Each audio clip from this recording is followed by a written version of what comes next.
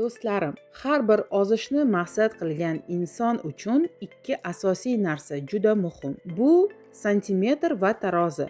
Chunki ozish jarayonida faqat tarozi raqamlariga ishonish noto'g'ri. Ba'zan tarozida o'zgarish bo'lmasa ham santimetr orqali natijalaringizni ko'rishingiz mumkin. Eng muhimi esa taroziga chiqish vaqti.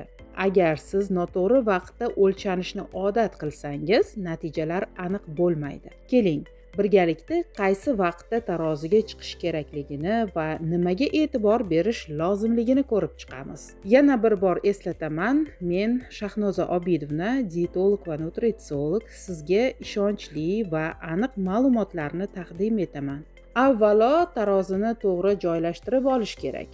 Taroz har doim bitta joyda mustahkam va tekis yerda turishi lozim. Agar siz tarozini bir kun oshxonada, bir kun yo'lakda, keyin yuqori qavatda ishlatsangiz, uning ko'rsatgan raqamlari ham har xil chiqishi mumkin. Shuning uchun to'g'ri va aniq natija olish uchun tarozingizni bitta joyga qo'ying va uni o'zgartirmaslikka harakat qiling.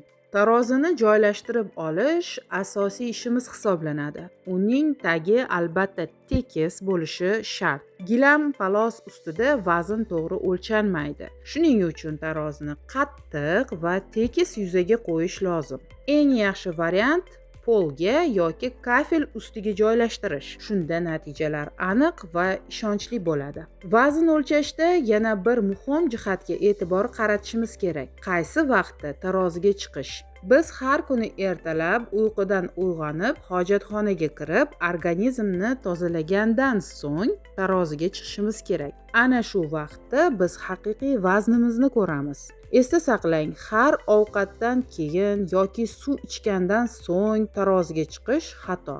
Bu faqat vaqtni emas, asablaringizni ham charchatadi. Chunki bunday holatda chiqqan raqamlar haqiqiy natijani ko'rsatmaydi.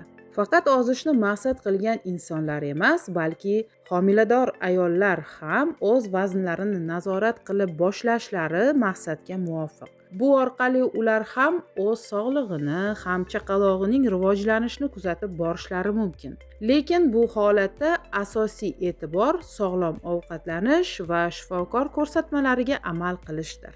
Homiladorlik davrida to'g'ri ovqatlanish asosan farzandni sog'lom dunyoga keltirish va ortiqcha vazn olmaslik uchun qo'llaniladi. Shuni unutmaslik kerakki, homila o'sishi bilan ona vazni ham tabiiy ravishda ortib boradi.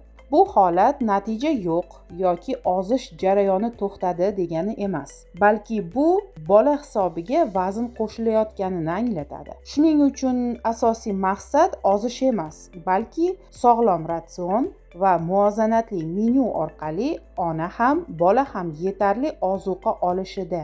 Ozish jarayonini faqatgina tarozi bilan emas, balki santimetr yordamida ham kuzatib borish muhim.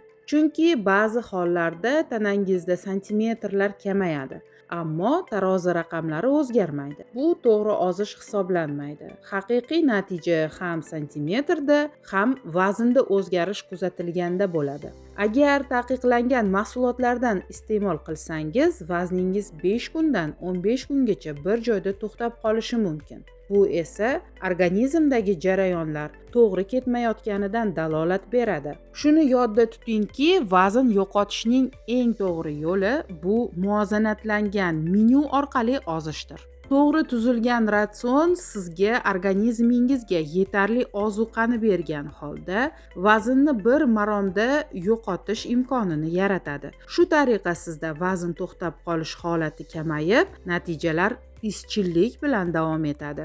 Demak, azizlarim, vazn yo'qotishda sabr, izchillik va to'g'ri menyu tanlash asosiy qoida hisoblanadi. Esingizda bo'lsin, har bir kilogramm ketishi ortida to'g'ri tanlov va mehnat yotadi. Shahnoza Obidovna bilan sog'lom ozing, chunki siz eng yaxshisiga arziysiz.